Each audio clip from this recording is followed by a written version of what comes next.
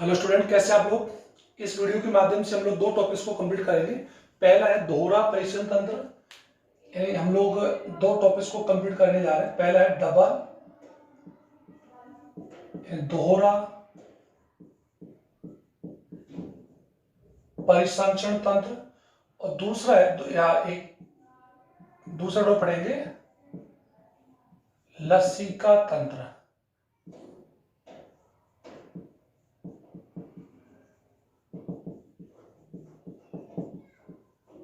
ठीक है, डबल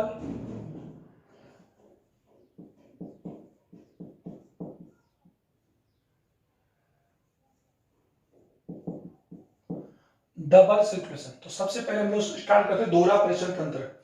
इस वीडियो के पहले हमने इस चैप्टर के करीब करीब सभी टॉपिक्स को हम लोग कंप्लीट कर चुके हैं। अब हम लोग इसमें एक बताना चाहूंगा मैं आपको कि दोहरा परिसंचरण तंत्र को हमने पहले वाली वीडियो में डिस्कस कर चुके हैं कि मानव की बात हम करें या मानव सभी उच्च जंतुओं की बात हम कर रहे हैं। अगर हम लोग पीसीज की बात हम करते हैं तो पीसीज में एकल परिसंचरण तंत्र पाया जाता है, क्योंकि उसके अंदर के हार्ट में एक कालिंद और एक नीले होता है। अतः अशुद्ध ब्लड ही आलिंद से नीले में जाता है, तो उसमें शुद्ध अशुद्ध ब्लड का सर्कुलेशन अलग तंत्र नहीं होता है। जबकि अगर बात हम करें उभयचर की बात हम करें, उभयचरों में दो आलिंद और एक नीला होता है।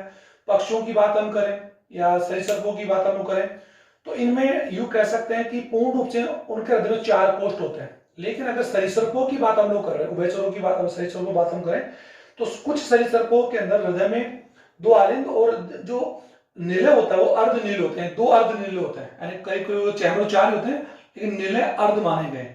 लेकिन मैमल्स ये जो स्तनधारी होते हैं उनके मैमल्स है, पक्षी अभिज है, इनके हृदय में 4 कोष्ठ है, 2 आलिंद 2 नीले। तो दोहरा परिसंचरण तंत्र का, ये दोहरा परिसंचरण का तात्पर्य क्या है इसको मैं बता दूं कि मानव में शुद्ध और अशुद्ध जो रुधिर होता है उसको लेकर जाने या उसके परिवहन के लिए एक अलग ही वाहिनी पाई जाती है, और हृदय में भी शुद्ध और अशुद्ध यानी CO2 और O2 जनित जो रुधिर है वो आपस में कहीं पर भी कनेक्ट नहीं हो पाता। जबकि रुधिर मानव शरीर का एक यू कह सकते एक शरीर का एक चक्कर के दौरान या एक सर्कुलेशन के दौरान हृदय से 2 बार गुजरता है। इसीलिए इस चक्र को या इसीलिए इस परिसंचरण को हम डबल सर्कुलेशन दोहरा परिसंचरण कहते हैं, जिसका महत्व मैं आपको पहले बता चुका हूं।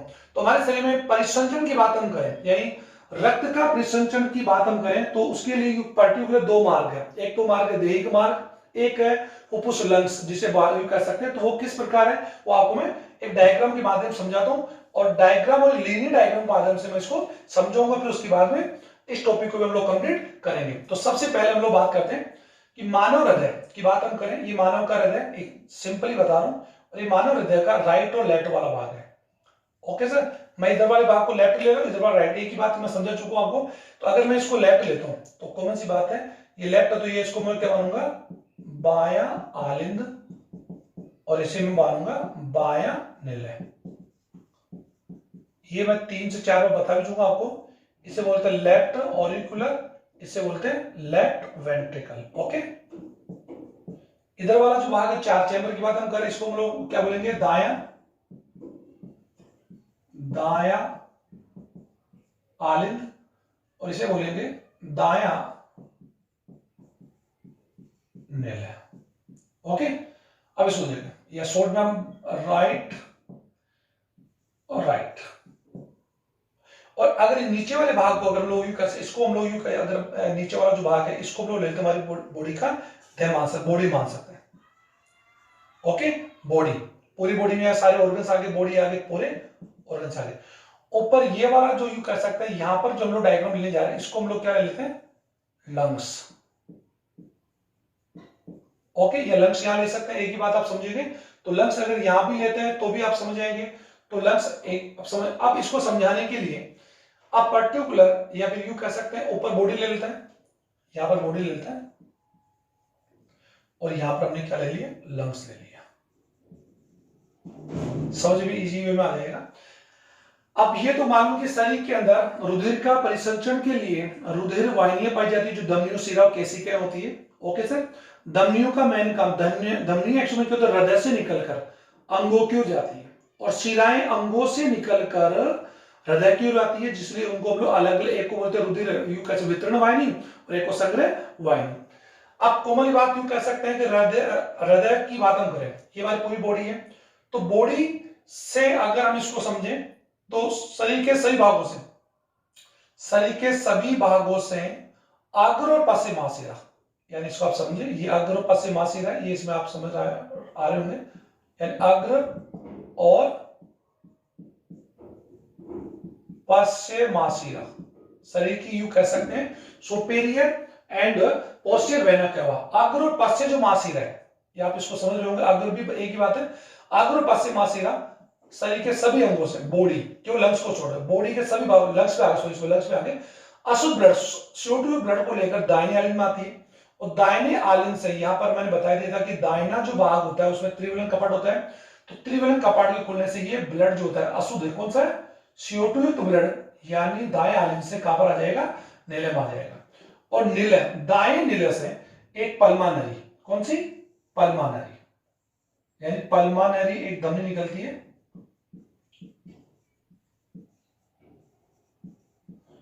ये पल्मानरी धमनी रुधिर को, यानी अशुद्ध ब्लड को, CO2 युक्त ब्लड को हृदय से यानी दाएं नीला से लेकर कहां जाती है, लंग्स में, और ये कब होगा, जब नीलों में संकुचन होगा, जो मैं आपको बता चुका। अब लंग्स से, कॉमन सी बात है, अगर आप यूं कह सकते हैं, अब लंग्स से एक क्या निकलेगी, पल्मानरी, ये पल्मा धमनी है, और पल्मानरी शिरा, यहीं से लेते हैं उसको, ये पल्मानरी शिरा, ये पल्मानरी शिरा एक्चुअली कहां चली जाएगी, ये पल्मानरी जो शिरा है,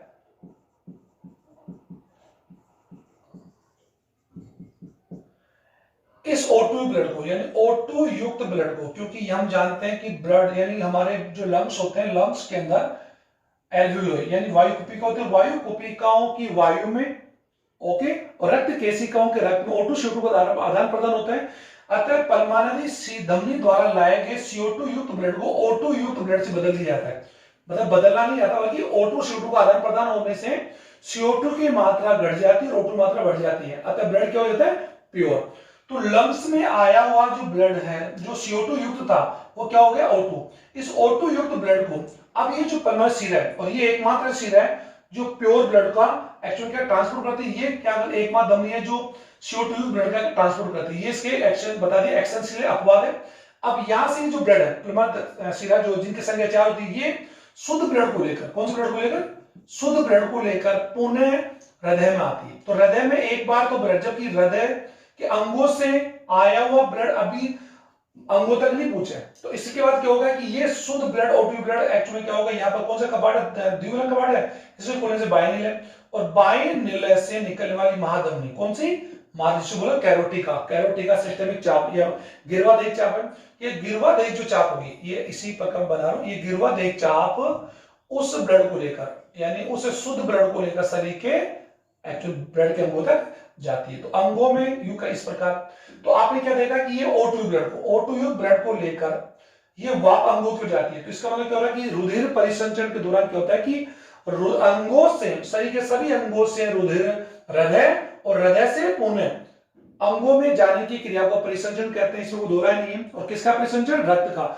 लेकिन रक्त एक परिसंचरण के दौरान हृदय से 2 बार गुजर रहा है, एक बार तो क्या हो रहा है, अंगों से ब्लड आया अशुद्ध अवस्था में, फिर प्योरीफाई होने के लिए कहा गया, लंग्स में गया, फिर लंग्स में जाने के बाद फिर वापस कहां पर आया, हृदय में आया, तो फर्स्ट टाइम यहां और सेकंड टाइम यहां आया, उसके बाद फिर यूं कह सकते हैं जो महाधमनी है, जिसको आपने अभी नाम दिया था कैरोटिका, ये महाधमनी कह सकता हूं शॉर्ट में, महाधमनी मैं बता देता, गिरवा देह चाप महाधमनी इस एरोटा को शुद्ध ब्लड को लेकर पुनः अंगों में जाती है, उसके बाद अंगों जाने में फिर अशुद्ध ब्लड, इस प्रकार से एक परिसंचरण के दौरान हृदय से ब्लड 2 बार गुजर रहा है, इसीलिए इस प्रोसेस को दोहरा रक्त परिसंचरण कहते हैं। तो इसके लिए मुझे बनाने की आवश्यकता नहीं है, आप समझ गए होंगे, इसको अगर मैं लिख के आपको समझाऊं एक लाइनर के माध्यम से अगर मैं समझाता हूं तो आप सीधा लिख सकते हैं, शरीर के सभी अंगों से अग्र और पश्चिम महाशिरा, शरीर का अंग आगे पहले नंबर, फिर उसको एरो डालेंगे, एरो साइन, यानी मैं बता रहा हूं कि आप इसको कैसे कंप्लीट कर सकते हैं, यानी इधर आपने क्या लिख दिया,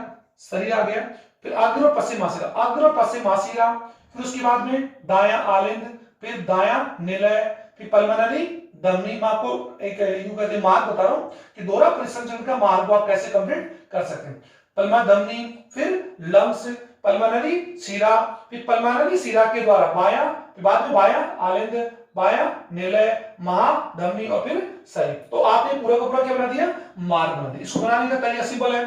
सबसे पहले आप बॉडी लिखेंगे सरी, फिर उसके बाद में अग्र पश्चिमाशय का नाम लिखेंगे, फिर आप लोग किसका नाम लिखेंगे, दायां, फिर बाया निलय, फिर पद्मानी, धमनी। आप मेरे पास समझ आ रहे हैं, इनको आप सीक्वेंस में लिखेंगे तो आपके पास ये क्या बन जाएगा, मार्ग बन जाएगा। और वो किसका मार्ग, वो दोहरा परिसंचरण का। ओके सर, आप लिख पाएंगे।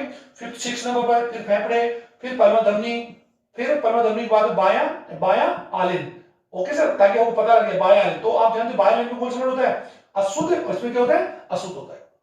और हृदय स्पंदन के दौरान बता दिया कि दोनों आलिंद एक साथ संकुचन करेंगे, एक साथ शीतलन होगा, आगे पीछे नहीं होगा, एक साथ होता है, जिसमें समय भी आपको बता चुका हूं मैं 0.8 सेकंड का समय लगता है। तो सर ये दोहरा परिसंचरण तंत्र, यानी कि दोहरा परिसंचरण तंत्र जो मैंने आपको समझाया, ये आपको समझ आ गया। अब इसकी बात हम करें इंपोर्टेंस, अगर हम लोग दोहरा परिसंचरण तंत्र के इंपोर्टेंस की बात हम करें तो बता दिया कि दोहरा परिसंचरण तंत्र के कारण शरीर के किसी भी भाग में शुद्ध और अशुद्ध रुधिर मिल नहीं पाता, पहला इंपोर्टेंस।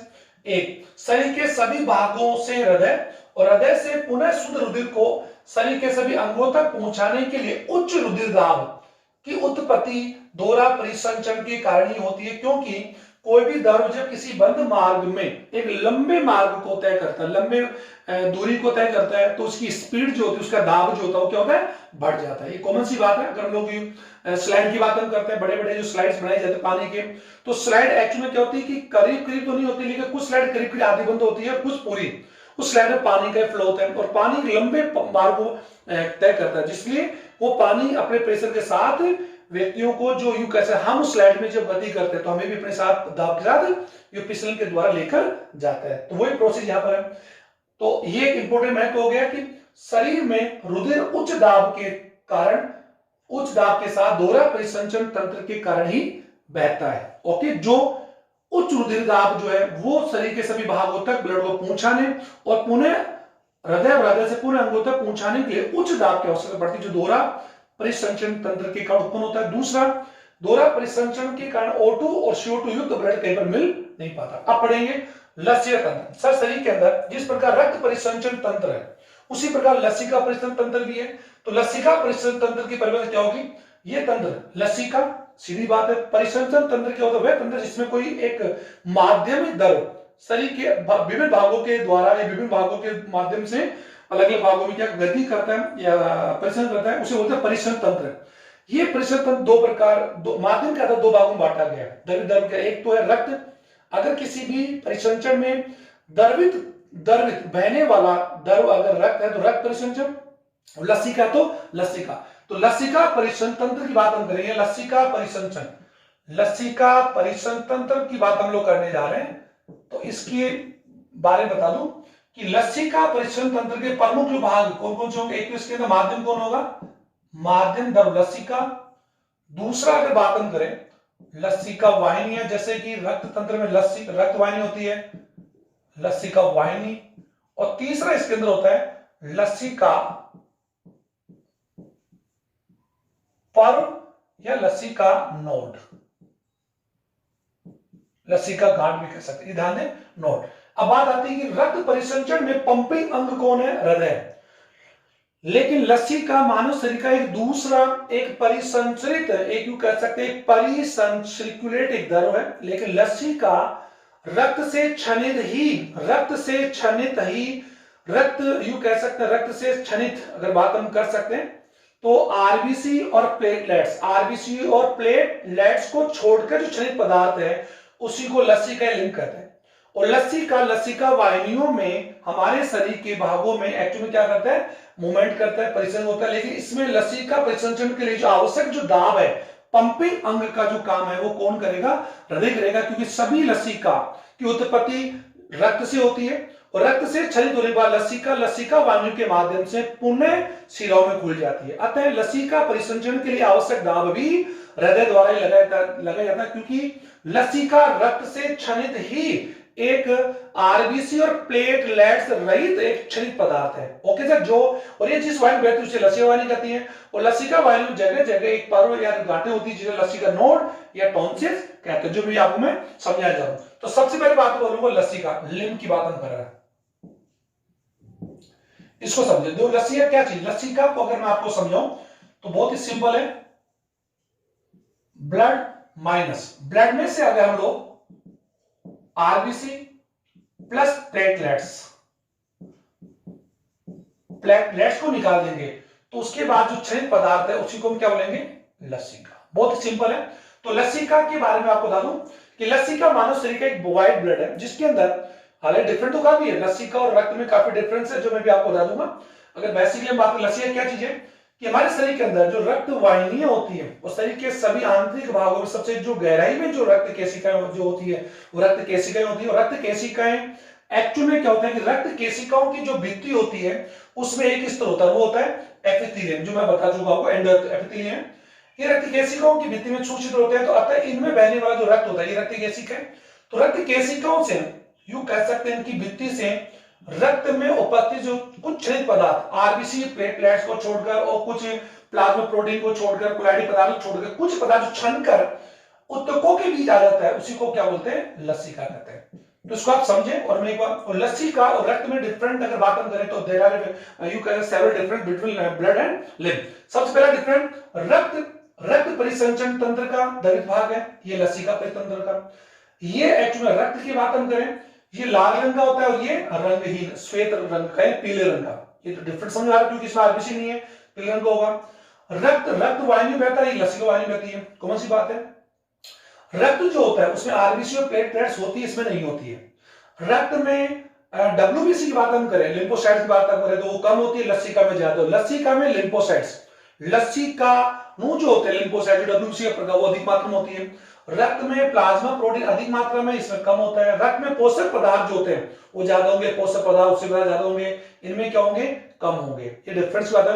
ऑटोसिडो की बात हम करें, ऑटोसिडो की बात हम करें, ऑटोसिडो की मात्रा रक्त में ज्यादा है, इसमें कम होती है। ये रंगीन होता है, ये रंगीन होता है। तो ये बेसिक डिफरेंस है जो मैंने आपको बता दिया और अपनी बुक से भी आप इसको कंप्लीट कर लेंगे। तो क्वेश्चन क्या हो गया, रक्त और लसिका में पाए जाने वाले प्रमुख 5 अंतर आप लिख सकते हैं। तो मैंने भी आपको 7 बता दिए, अब इसको तैयार कर लेंगे। अब लसिका तंत्र एक्चुअली में क्या काम करता है इसका प्रमुख बता दूं कि लसिका तंत्र की बात हम करें तो लसिका तंत्र भी रक्त परिसंचरण तंत्र की तरह शरीर के पूरे भागों में फैला रहता है। इसको एक रफली डायग्राम के द्वारा अगर मैं आपको समझाने का प्रयास करूं, ये शरीर यानी आप इसको समझें, ये मानव शरीर,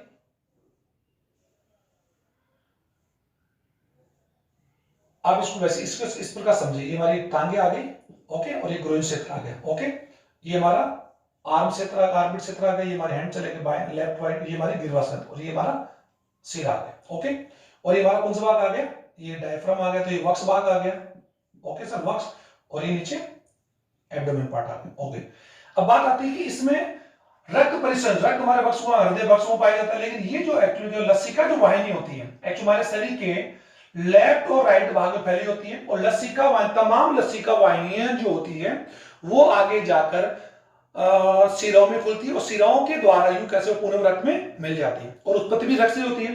तो इसको समझाने के लिए मैंने एक बेसिकली आप डायग्राम बना दिया। अब बात आती है लसिका, तो मैंने समझा दिया। अब लसिका तंत्र का मेन काम क्या होता है, लसिका वाहिनी क्या होती है, वे वाहिनियां जो ये भी हमारे त्वचा में गहराई पाई जाती है और ये वन वे वाहिनी होती है, ये भी अंगों से हृदय की ओर, ये भी अंगों से हृदय की ओर चलती है। अतः और इनमें भी कपाट की बात हम करें, इनमें कपाट तो नहीं होते लेकिन इनमें जो द्रव का जो वहन होता है, इनमें विशेष प्रकार की मसल्स होती है, उनकी वजह से, संकुचन की वजह से लसिका वाहिनी में लसिका का क्या होता है, परिसंचरण होता है। लेकिन इनमें कपाट यानी इनकी तुलना हम लोग किससे कर सकते हैं, शिरा से कर सकते हैं, क्योंकि शिरा भी वैसे कहां होती है, अंगों से हृदय की ओर चलती है और ये भी हृदय से अंगों से हृदय की ओर चलती है। अतः वन भी होती है। अतः लसिका वाहिनियों में शिरा और धमनियों की तरह अलग वाहिनी नहीं होती, एक ही प्रकार वाहिनी जिन्हें लसिका वाहिनी कहते हैं। ये 2 प्रकार की है, बाह्यलसिका वाहिनी और दाई जो भी बताऊंगा आपको। इन पर्वों से दाई और बाई होती है।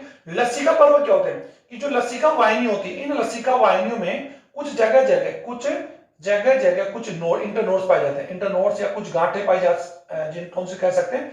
ये जो नोड्स आप देख रही है, ये आप जो नोड देख रही है, ये बंद नहीं होते, ये नोड्स हैं, इन्हीं इसी जगह लसिकाणु का निर्माण होता है। लसिकाणु यहाँ मौजूद होते हैं और ये टॉन्सिल्स कहलाते हैं या लसिका नोड कहलाते हैं।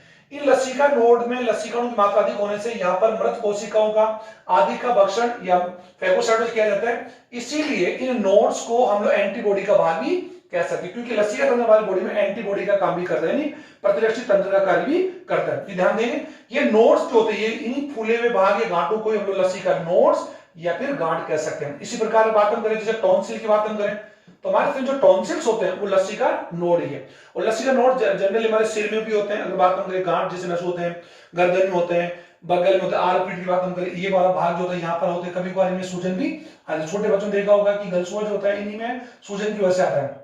हमारे टॉन्सिल्स जो होते हैं, श्वसन तंत्र जो दोनों श्वसन तंत्र के दोनों गले में जो टॉन्सिल्स हैं वो लसिका नोड्स ही। ये लसिका नोड्स हमारे हाथों में होते हैं, वक्ष भाग में, उदर भाग में होते हैं, और पैरों में होते हैं, और भ्रूण क्षेत्र जहां पर सेक्स ऑर्गन्स होते हैं, सेक्स ऑर्गन्स के दोनों ओर इनकी मात्रा या संख्या अधिक होती है। ये हमारी बॉडी के एंटीबॉडी का या प्रतिरक्षी तंत्र का काम करते हैं। ये ध्यान देंगे क्योंकि ये हमारी बॉडी में मृत कोशिकाओं के मृत रोगाणु नष्ट करने का कार्य करते हैं। ये समझ में आ गया। तो ये लसिका वाहिनी, लसिका नोड और लसिका।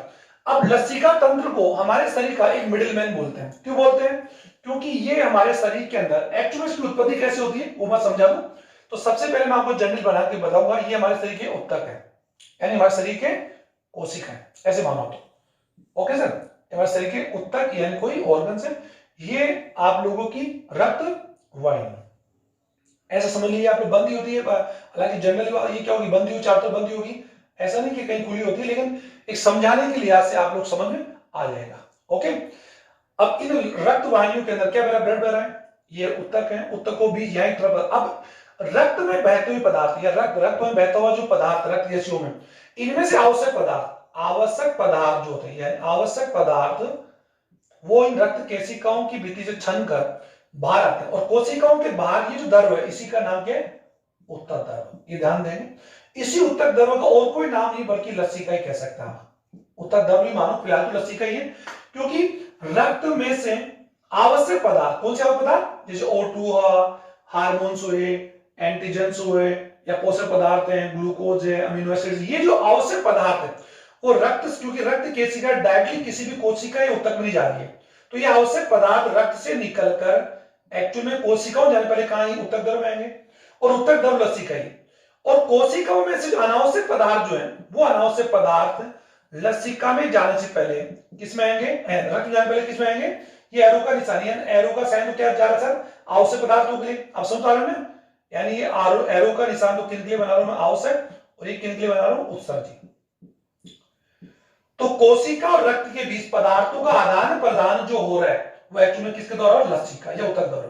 तो यहां पर क्या हो रहा है कि ये जो पदार्थ है उत्सर्जी के बाद में आवश्यक और अनावश्यक, ये वही दोनों तरफ हो गया। ये तो है नहीं कि रक्त केशिका एक तरफ, एक दोनों तरफ भी है, इधर भी और इधर भी है। अब समझ आ रहे हैं? मैं चाहूं तो इसको वहां बंद कर दूं, लेकिन आप फिर आप समझ नहीं पाएंगे, इसीलिए मैंने जानबूझ के इसको खाली छोड़ा ताकि आप समझ जाए। ओके, या रक्त इधर से आया, और रक्त केशिकाओं से ये जो ब्लड है, ये रक्त केशिकाओं से रक्त के आवश्यक पदार्थ छन कर कोशिकाओं में, और कोशिकाओं में उत्सर्जित पदार्थ, अगर बात हम अपशिष्ट पदार्थों की बात हम कर लें, CO2 है, यूरिया आदि जो अपशिष्ट पदार्थ होंगे वो पूरे रक्त में आ जाएंगे। तो रक्त और कोशिकाओं के बीच में पदार्थों का आदान प्रदान जो द्रव कर रहा है उसी का नाम उत्तक द्रव या लसिका। और ये उत्तक द्रव जब किसी वाहिनी में चला जाएगा, किसमें?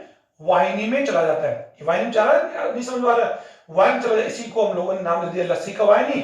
अगर ये लसिका वाहिनी है तो इसमें बहने वाला जो द्रव होगा, ये जो उत्तक द्रव जो है, ये उत्तक द्रव आगे जाकर क्या करेगा? लसिका करेगा। ओके, तो लसिका यहां पर क्या काम कर रहा है? कोशिका यानी उत्तकों और रक्त के बीच पदार्थों का आदान प्रदान। इसीलिए लसिका को या लसिका तंत्र को हमारे शरीर का क्या बोलते हैं? मिडिल मैन बोलते हैं, यानी दलाल बोलते हैं। ये समझ, मिडिल मैन का अर्थ हो गया कि ये पदार्थों के लिए कोशिका और रक्त के बीच पदार्थों को लेकर क्या एक प्रकार यू कह सकते हैं, इसको हम लोग ब्रोकर कह सकते हैं। जैसे प्रॉपर्टी डीलर होते हैं, प्रॉपर्टी आदान प्रदान करने के लिए लेने वाला और क्रेता विक्रेता के बीच में जो मध्यस्थ होता है उसे हम क्या बोलते हैं? दलाल बोलते हैं, मिडिल मैन बोलते हैं। दलाल शब्द अच्छा नहीं है, तो middle man of human body it is called लसिका। तो लसिका तंत्र, और लसिका किसका भाग है? हमारी बॉडी के लसिका तंत्र का। इसीलिए लसिका तंत्र को मिडिल मैन ऑफ बॉडी भी कहते हैं। समझ में आ गया होगा आई थिंक। तो स्टूडेंट, ये मैंने आपको एक बहुत अच्छे समझाने प्रयास किया। अब बात आती है कि लसिका की उत्पत्ति रक्त से ही होती है, और ये लसिका वाहिनी आगे जाकर किस में खुल जाएगी?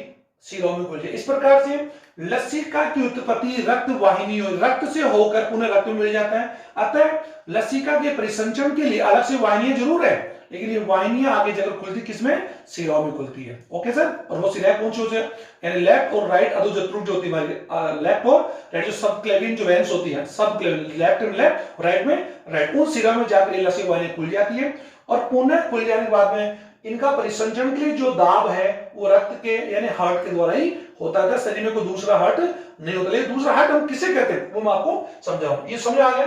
अब सर लसिका मैंने पूरा बता दिया। लसिका रक्त केशिकाओं से क्षरित रक्त कोशिकाओं यानी केवल कौन सी, आरबीसी और प्लेटलेट्स को छोड़कर शेष क्षरित पदार्थों को एक लसिका कहते हैं। लसिका एक हल्का पीले रंग का एक सारी द्रव है जिसमें रक्त की तरह रक्त डब्ल्यूबीसी की मात्रा अधिक होती है, अतः उसमें भी प्रतिरोध क्षमता अधिक होती है, जबकि लसिका में रक्त की तुलना में लिम्फोसाइट जो होती है अधिक होती है। लिम्फोसाइट की मात्रा लसिका में रक्त से ज्यादा होती है, अतः लसिका हमारे शरीर के तंत्र की बात करें तो लसिका नोड जो होते हैं, जहां लसिका वाहिनी में जगह जगह कुछ गांठें बन जाती है, उन्हीं गांठों को लसिका नोड्स कह देते हैं या लसिका टॉन्सिल कह देते हैं। ये हमारी बॉडी के अंदर क्या करते हैं, एंटीबॉडी या प्रतिरक्षी का कार्य, प्रतिरक्षी तंत्र का कार्य करती है, जो शरीर में मृत कोशिकाओं को या बाह्य रोग जनकों को नष्ट करने का कार्य करती है। इसका विशेष ध्यान दें। अब लसिका तंत्र कार्य में बात तो लसिका वाहिनी जो होती है, प्रमुख दो लसिका वाहिनी होती है, एक होती है बाई यानी कह सकते हैं लेफ्ट लिम्फ डक्ट बाई लसिका वाहिनी, इसको आप समझे, और एक होती है दाई। ये तो आप लोगों ने, ये तो आप समझ ही होंगे, लसिका नोट्स में बता दिया। बाई लसिका वाहिनी का काम क्या होता है, ये हमारे शरीर के सिर और गर्दन को छोड़कर शरीर के जो बाएं भाग है, ये हमारे शरीर का बाएं भाग मतलब बाएं लेफ्ट भाग, बाएं उधर हो गया बाएं, और यूं कैसे जनरली हमारे दोनों पैर जो पांग गए हैं, उधर हो गया या वक्स हो गया, इन भागों से निकलने वाली जो लसिका वाहिनी होगी, समझ में आ रहा, बाएं लसिका वाहिनी का मतलब क्या हो गया, इस शरीर के सभी बाएं भागों को, सिर को और गर्दन को छोड़कर, और यहां तक कि दोनों हमारे जो टांगे होती है, पांग होते हैं, इनसे लसिका से निकलने वाली जो लसिका छोटी छोटी लसिका वाहिनी होती है, अनेक लसिका होती है, वो सारी लसिका वाहिनियां, वो तमाम लसिका वाहिनी जो होती है वो इसी बड़ी लसिका में आके खुलती है, यानी कमरे पैरों से भी, दोनों पैरों से, उधर से भी, ये सारी है हेड सर। और ये एक्चुअल में ये बाई लसिका वाहिनी आगे जाकर किसमें खुलती है, बाई सब क्लेविन यानी बाई सब क्लेविन शिरा में खुलती है, बाई सब क्लेविन शिरा में खुलती है। जब इस शरीर के सभी भागों के, लेफ्ट भागों की नहीं बल्कि सिर और गर्दन को छोड़कर शरीर के जितने बाएं भाग है लेफ्ट, लेकिन उसमें दोनों पैर आ गए, दोनों पैर पांव दोनों आ गए और हमारा वक्स, इनसे में स्थित सभी लसिका वाहिनियां बाई लसिका वाहिनी खुलती है। और ये बाई लसिका वाहिनियों में एक्चुअल में स्पंदन यानी लसिका का स्पंदन भी होता है, स्पंदन, इसीलिए हम इसको हमारी बॉडी का सेकंड ब्रेन बोलते हैं, सॉरी सेकंड हार्ट बोलते हैं। ये ध्यान देंगे, हार्ट बोलेंगे, सेकंड हार्ट बोलेंगे, जबकि यहां पर किसी प्रकार का सेकंड हार्ट है नहीं, लेकिन इसे हम सेकंड हार्ट भी कहते हैं। ओके, जो दाई लसिका वाहिनी होती है वो छोटी होती है दाई, वो एक्चुअली क्या होती है, सिर और वक्स, सॉरी सिर और गर्दन से, और दाएं हाथ पैर उसमें आ गया, यानी सिर गर्दन और शरीर के दाएं भागों से निकलने वाली लसिका वाहिनी इसमें आगे खुलेगी, और ये आगे जाकर किसमें खुल जाएगी, दाई अधोजकृत, यानी जिसे इंग्लिश में बोलते हैं सब क्लेविन, दाई अधो जत्रुक शिरा में खुलती है, और ये किसमें खुलेगी, बाई अधो जत्रुक शिरा में खुलती है, और ये दोनों शिरा कहां जाकर खुल जाएगी, मां शिरा में। इस प्रकार से लसिका की उत्पत्ति रक्त से होकर, और वही लसिका वाहिनियों के द्वारा, बाई और दाई लसिका वाहिनियों के द्वारा शरीर के सभी भागों का जो लसिका है वो अंततः बाई और दाई अधोजकृत शिरा में खुलता है, जो पुनः मांसशिला में डाल दिया जाता है। इस प्रकार से लसिका का भी परिसंचरण रक्त की भांति होता है, लेकिन उसका परिसंचरण लसिका वाहिनी द्वारा अंगों से हृदय की ओर होता है, हृदय से अंगों की ओर नहीं होता, वन वे ही होता है, डबल वे नहीं होता है। ओके सर, तो ये मैंने आपको पूरा समझा दिया।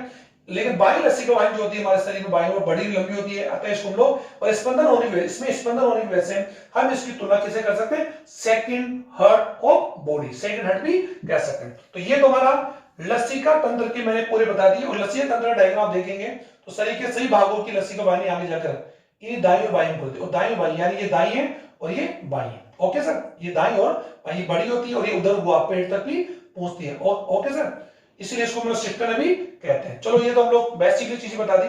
अब इसका जो फंक्शन की बात हम करें, लसीय तंत्र के फंक्शन की बात हम करें, तो पहला भाग तो यही है कि हमारे शरीर में प्रतिरक्षी की तरह कार्य करता है, क्योंकि लसीका एक हल्के पीले रंग का द्रवित एक माध्यम है, एक द्रव है जिसमें एंटीबॉडी WBC पाई जाती है, और वो कौन सी, लिम्फोसाइट्स। ओके सर, लगभग 2 टाइप की बी और टी हम जानते हैं। दूसरा इसका वर्क क्या होता है कि ये वसा का अवशोषण, क्योंकि हम जानते हैं कि लसीका वाहिनी हमारे आंत के अंदर, जो मैंने बताया था आंत में जो रसांकुर होते हैं, जिन्हें हम लोग यूं कह सकते हैं कि जो रसांकुर सूक्ष्मांकुर बताए थे, उन रसांकुरों के बीच में लसीका वाहिनी रक्तवाहिनी होती है। तो लसीका वाहिनियों का मेन कार्य क्या होता है, वसा के अवशोषण, यानी वसा का अवशोषण में मदद करती है लसीका वाहिनी। और तीसरा वर्ग है, ये वसा का अवशोषण भी करती है और वसा का एक्चुअली क्या करती है, परिवहन भी करती है। वसा के अवशोषण और वसा के परिवहन में लसीय तंत्र का अद्भुत कार्य है। और लसीका तंत्र की जो लसीका नोड्स होती है, ये लसीका जो गांठें होती है, जो मैं अभी आपको बता रहा हूं, ये हमारे बॉडी में एंटीबॉडी की तरह कार्य करती है। और जितने भी टॉन्सिल्स, मैंने अभी आपको बताया कि जो टॉन्सिल्स हैं वो एक्चुअल में लसीका नोड्स ही है। लसीका नोड बोल दो, ये लसीका पर्व है। ओके सर, जो प्राय हमारे शरीर के हाथ में, पैर में, गिरवा में, सिर में या गुरुद क्षेत्र में, हाथ क्षेत्र में यहाँ पर अधिक पाए जाते हैं, जिनमें कभी बार वायरस या किसी बैक्टीरिया के इन्फेक्शन या संक्रमण से स्वेलिंग या सूजन आ जाती है। तो ये मैंने आपको लसीका तंत्र आपके बॉडी का रक्त परिसंचरण तंत्र के तरह दूसरा परिसंचरण तंत्र है। ये भी शरीर के अंदर रक्त का जो प्रमुख कार्य की बात हम करें और इसका मेन कार्य बता दिया। मेन काम तो बताना भूल गया कि लसीका तंत्र का प्रमुख कार्य रक्त और पदार्थों, रक्त और कोशिकाओं के बीच में पदार्थों का आदान प्रदान करने के लिए ये मिडिल मैन। तो आप इसका ये जो वर्क आप लिख रहे हैं, ये इसका पहला वर्क लिखेंगे। सबसे इंपॉर्टेंट वर्क कौन है, मिडिल मैन है। किसके बीच में है, कोशिका के पदार्थों और रक्त के पदार्थों के बीच जो आदान प्रदान होगा, वो कोई पदार्थ हो, उत्सर्जी और आवश्यक पदार्थों को जो आदान प्रदान है वो लसीका द्वारा ही होता है, इसलिए इसको मिडिल मैन भी कहते हैं। It is a very important question for NEET and competitive and board as well as board exam. तो इसको आप कंप्लीट तैयार करेंगे और अपेक्षा ये करता हूं कि ये चैप्टर करीब पूरा हो गया, क्योंकि नेक्स्ट जो टॉपिक इसमें बचे हैं परिसंचरण तंत्र से संबंधित डिजीज, जो हमारे इस बार एनसीईआरटी कोर्स है या हमारे जो राजस्थान बोर्ड है उससे हटा दिए गए। Thank you very much.